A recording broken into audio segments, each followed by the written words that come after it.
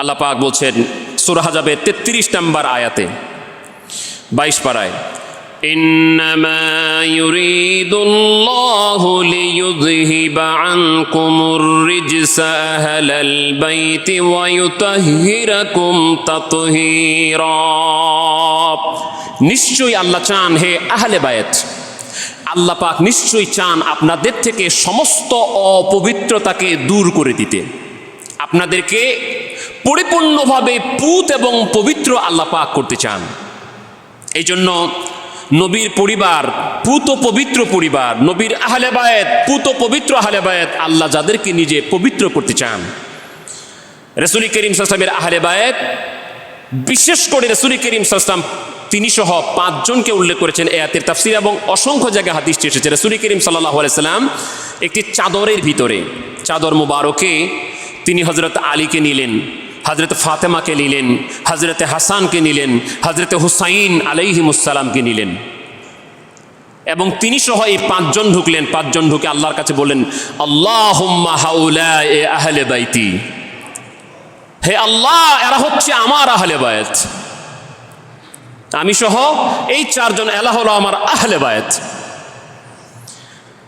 ব্যাপক অর্থে আহলে বায়েত নবীজির পরিবারবর্গ, বিবিগণ, কিন্তু বিশেষ আহলে বায়েত হচ্ছে হযরতে মাওলা আলী কাররামাল্লাহু ওয়াজহাহু, হযরতে খাতুনে জান্নাহ ফাতেমাতুজ জাহরা রাদিয়াল্লাহু তাআলা আনহা, হযরতে ইমাম হাসান, হযরতে ইমাম হুসাইন আলাইহিমুসসালাম।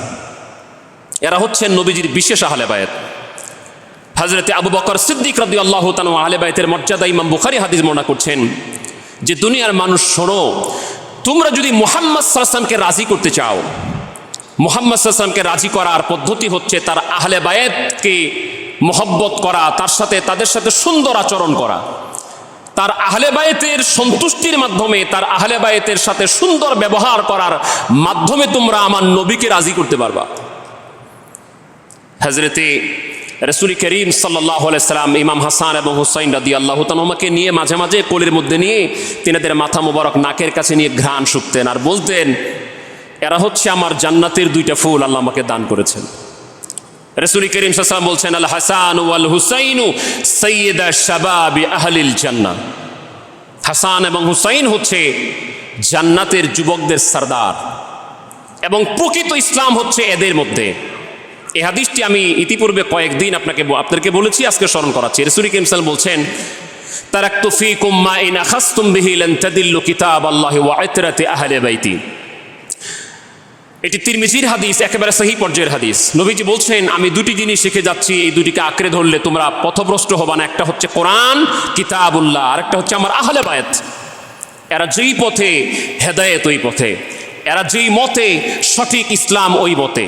আমরা দেখেছি আজকে থেকে 1385 বছর আগে, ইতিহাস যারা জানেন, আজকে থেকে 1385 বছর আগে 61 হিজরির এই মুহররম মাসের 10 তারিখে কারবালার ময়দানে ইজিদ বাহিনীর সাথে হযরতে ইমাম হুসাইন রাদিয়াল্লাহু তাআলার একটি যুদ্ধ হয়। ইসলামের ইতিহাসে, মানবতার ইতিহাসে এমন নৃশংস হত্যাকাণ্ড আর হয়নি। ইমাম হুসাইন রাদিয়াল্লাহু তাআলা রাজ্যের লোভে যাননি, যুদ্ধ করতেও যাননি। তিনি সত্যের পক্ষে ছিলেন, সত্যটাকে বুঝার জন্য গিয়েছিলেন। না হলে উনি মাত্র 72 জন মানুষ নিয়ে যান 22,000 সৈন্যের মোকাবেলা করতে, এটা কোনো পাগলেও যাবে না। অস্ত্র নিয়ে যাননি, সৈন্য নিয়ে যাননি, নিরস্ত্র চিগুটি আত্মরক্ষার জন্য গুটি কয়েক অস্ত্র তদানীন্তন সময় মানুষের সাথে থাকতো, এগুলির সাথে ছিল। পরিবার পরিজন, বাচ্চা, শিশু, মহিলাদেরকে তো নিয়ে যেতেন না যদি যুদ্ধে যেতেন ইয়াজিদের সাথে ওইভাবে। কিন্তু তিনি সত্যটাকে বুঝার জন্য গিয়েছেন যে 60 হিজরির শেষের দিকে ইয়াজিদ ক্ষমতায় বসলো।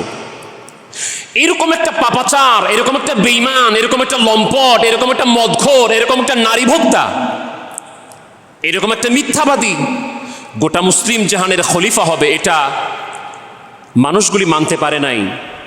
ইমাম হুসাইন রাদিয়াল্লাহু তাআলাকে বাধ্য করা হচ্ছিল যে ইয়াজিদের বর্ষতা স্বীকার করো। ইমাম হুসাইন ছিলেন, চিন্তা করছিলেন যে যেহেতু জোর করে ক্ষমতায় বসেছো, তো তুমি চলো তোমার মতো। কিন্তু ইয়াজিদ এই বদমাইশ, এই বেঈমান, এই মুনাফিক, এ বাধ্য করছিল হযরত ইমাম হুসাইন রাদিয়াল্লাহু তার নামে বায়াত করে তাকে আনুগত্য করার জন্য, যে এই পাপাচারের কাছে তাকে বায়াত করে আনুগত্য হতেই হবে। কিন্তু ইমাম হুসাইন রাদিয়াল্লাহু তাআলা আনহু এরকম ছিলেন না যে এরকম একটা পাপাচারের কাছে সমস্ত অন্যায় অপরাধগুলিকে তিনি একেবারে মেনে নেবেন। এজিদ নিয়মিত মদ খাইতো, পরক্রিয়া আসক্ত ছিল, মিথ্যা কথা বলতো, রাজ্যকে নিষ্কণ্টক করার জন্য হত্যাযজ্ঞ চালাতো। মানে এমন কোনো অন্যায় অপরাধ ছিল না যা এজিদ করেনি তখন। তো এইরকম একটা মানুষের কাছে আত্মসমর্পণ করে তার নামে বায়াত করে ইমাম হুসাইন তো সঙ্গত মনে করলেন না। কিন্তু তাকে বাধ্য করা যখন হচ্ছিল, শেষ প্রচেষ্টাও তিনি করেছেন কারবালার ময়দানে এই মুহররম মাসে। তারপরেও একেবারে বাধ্য করা হলো 3 দিন পর্যন্ত, 8ই মুহররম থেকে 10ই মুহররম ইমাম হুসাইন রাদিয়াল্লাহু তাআলা যখন বায়াত হচ্ছেন না তখন পানি বন্ধ করে দেওয়া হলো। 3 দিন পর্যন্ত ইমাম হুসাইনের শিবিরে পানি ঢুকতে দেওয়া হচ্ছিল না। ছোট ছোট শিশুরা, নারীরা, বাচ্চারা সবাই কাঁদছিল পানির জন্য। 3 দিন ধরে পানি বন্ধ করে দেওয়া হয়েছে, বাধ্য করা হচ্ছে যে এদের যে বর্ষত্ব স্বীকার করতে হবে। তিনি বললেন না, তাহলে আমাকে 3টা অফার দিচ্ছি, একটা হলো এজিদের কাছে আমাকে সরাসরি নিয়ে যাও, আমি তার সাথে সরাসরি কথা বলবো, না হলে আমাকে ছেড়ে দাও, আমি যেদিকে ইচ্ছা সেদিকে চলে যাব, না হলে আমি যেখান থেকে এসেছি সেখানে, অথবা একটা প্রস্তাব হলো কুফাতে নিয়ে যাও। কিন্তু একটা প্রস্তাবও তারা রাজি হয়নি। এজিদ হুকুম দিয়েছিল উবাইদুল্লাহ ইবনে জিয়াদকে যে তাকে বাধ্য করা হোক, তাকে বর্ষত স্বীকার করা হোক। তারই হুকুমে, এজিদের হুকুমে, এজিদ হচ্ছে হুকুমের আসামি, এজিদের হুকুমে তার অন্যায় পথকে নিষ্কণ্টক করার জন্য ইমাম হুসাইন রাদিয়াল্লাহু তাআলাকে শহীদ করা হয় 61 হিজরির কারবালার ময়দানে 10ই মুহররমে আশুরা দিবসে। আমরা শেষ করে দিচ্ছি। পরবর্তীতে শুধুমাত্র কিছু ইতিহাস এসেছে এজিদ ইমাম হুসাইন রাদিয়াল্লাহু তাআলার শাহাদাতে একটু কান্নাকাটি করেছিল। এটা হলো রাজনৈতিক কান্না। কেমন? ইমাম হুসাইন রাদিয়াল্লাহু তাআলার কাটা শির মুবারক যখন এজিদের সামনে নেওয়া হয়, প্রথমে তিনি খুশি হয়ে অনেক কবিতা আবৃত্তি করেছেন যাতে তার ঈমান নষ্ট হয়ে গেছে বলেই প্রমাণিত হয়।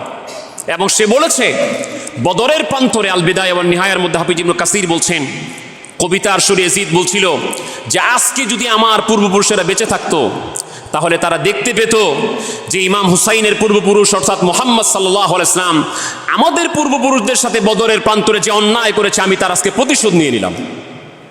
এই কথা যে এজিদ বলতে পারে তার ঈমান থাকতে পারে না।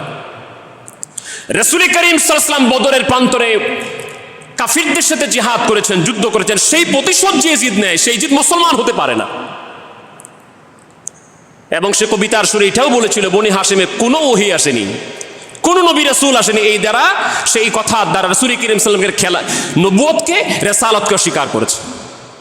এই জন্য এজিদ পাপাচার, বেঈমান, দুষ্ট ও কাফের যত ধরনের তদানীন্তন সময়ে নিকৃষ্ট বান্দা থাকার কথা সেটা ছিল ওই লোকের কাছে বর্ষতা ইমাম হুসাইন স্বীকার করেনি।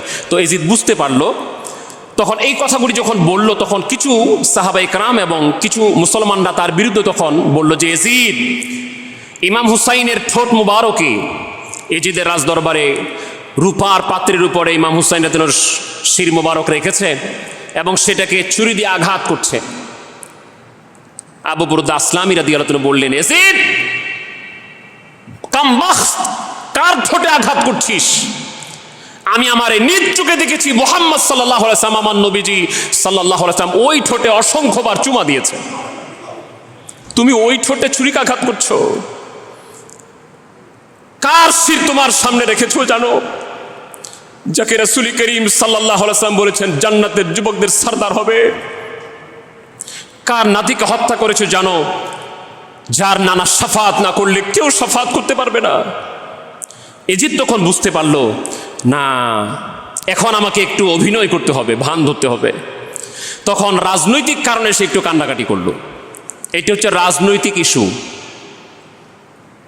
যেমন অনেক জায়গায় হয়, রাত্রেবেলা একটা মানুষকে খুন করায় দেয়, সেই খুন করায় ভাড়াটিয়া খুনি দিয়া, আবার সকালবেলা যায় ওই যে মার্ডার হয়েছে ওর আত্মীয় স্বজনের কাছে মায়া কান্নাকাটি করে।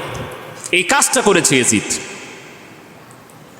তো আমরা আজকে যেগুলি কথাগুলি বললাম এর মাধ্যমে হলো ইমাম হুসাইন সত্যের পক্ষে, ন্যায়ের পক্ষে, ইসলামের পক্ষে, রাসূল করিম সাল্লাল্লাহু আলাইহি ওয়াসাল্লামের আদর্শের পক্ষে।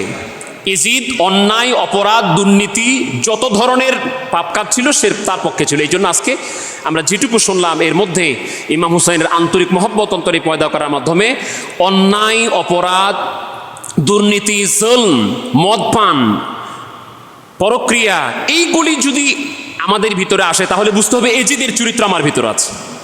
আর যদি ন্যায়ের পক্ষে থাকা, সত্যের পক্ষে থাকা, প্রয়োজন হলে সত্যের জন্য জীবনের শেষ রক্তবিন্দু দান করা, এই নিয়ত যদি থাকে তাহলে বুঝতে হবে হযরত ইমাম হুসাইন রাদিয়াল্লাহু তাআলার চরিত্র আমাদের ভিতরে আছে। এই জন্য একটি কথা মনে রাখুন, ইমাম হুসাইন রাদিয়াল্লাহু তাআলার শির মুবারক যখন বর্ষার উপরে বিদ্ধ করে রাস্তার মধ্যে ঘোরাচ্ছিল, তখন তারা স্লোগান দিচ্ছিল, আমরা জিতে গেছি, আমরা জিতে গেছি। এজিদের সৈন্যরা স্লোগান দিচ্ছিল, আমরা জিতে গেছি, জিতে গেছি। ইমাম হুসাইন যেন তাচ্ছিল্যের সুরে বলছিল, আরে তোরা জিতাস নাই, জিতেছি আমি। কেমনে? কয় যারা হারে তারা নিচে থাকে, যারা জিতে তারা উপরে থাকে, তোরা দেখ আমার মাথা উপরে। যারা হারে তাদেরকে মানুষ ঘৃণার সাথে স্মরণ করে, কিয়ামত পর্যন্ত তোদেরকে মানুষ ঘৃণার সাথে স্মরণ করবে, আমাকে সম্মানের সাথে স্মরণ করবে। যারা জিতে তারাই তো প্রশংসনীয় হয়, তারাই লাভবান হয়, তারাই উপরে থাকে। আমরা ইনশাআল্লাহ বাকি কথা আগামী জুমায় আলোচনা করার আশা পোষণ করছি। যেহেতু আশুরা, মুহররম মাস, কারবালার মাস, এখান থেকে আমাদের কিছু শিক্ষা নেওয়া উচিত।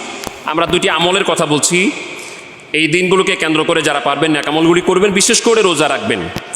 10ই মুহররমে রোজা এবং তার সাথে আর একটি রোজা 9ই মুহররম অথবা 11ই মুহররম, এটি রমজান মাসের পরে অত্যন্ত গুরুত্বপূর্ণ রোজা। অনেকগুলি কারণে এই রোজাটি রাসূল কারীম সাল্লাল্লাহু আলাইহি ওয়াসাল্লাম রেখেছেন। মুহররম মাসের 10 তারিখে রোজা অত্যন্ত ফজিলতপূর্ণ, সাথে 9 তারিখও রাখতে পারেন অথবা 11 তারিখ। মুহররম মাসের শুধু একটি রোজা রাখা এটি মাকরুহ হবে।